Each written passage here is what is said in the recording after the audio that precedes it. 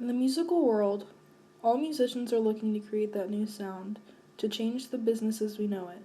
This feat is rarely achieved but not impossible.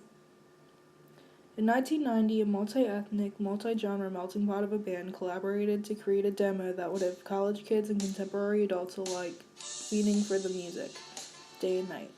The Dave Matthews.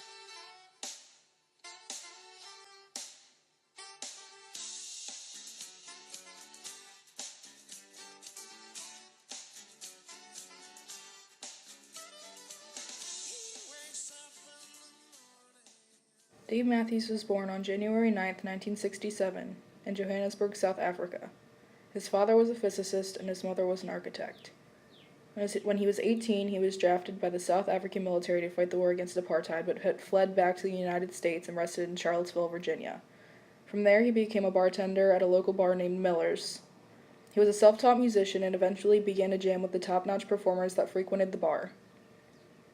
This then began his desire to form a band of his own. He approached two of his favorite jazz musicians, saxophonist Leroy Moore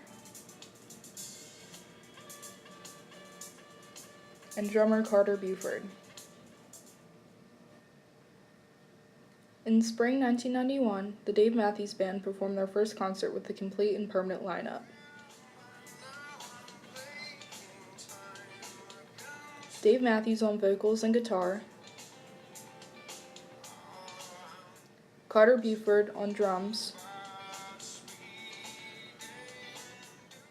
Leroy Moore on the saxophone, Boyd Tinsley on the violin, and 16-year-old prodigy Stephen Lessard on the bass. They began performing in frat houses, bars, and beach clubs around the United States. What followed was an overwhelming amount of success, with multiple albums reaching the Billboard Top 100 charts, even breaching the top 20. The first album ever released was 1993's Remember Two Things, Going Gold, followed by Under the Table and Dreaming, which went number 11 and was platinum 4 times. Crash debuted in 1996, reaching number 2 on the Hot Billboard 100 and earned them a Grammy for Best Rock Performance by a Duo or Group in 1997. A number of live albums were then released as the band went on tour.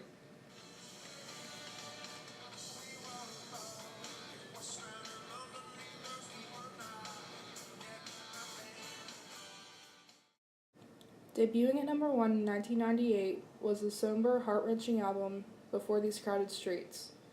Afterward, they continued to make albums such as Every Day in 2000, 2002's Busted Stuff, a solo Grammy-winning album by Dave named Some Devil, 2005's Stand Up, 2006's The Best of What's Around, and finally in 2009, The Groove King, a tribute to their deceased friend, the saxophonist Leroy Moore. He died due to injuries from an ATV accident.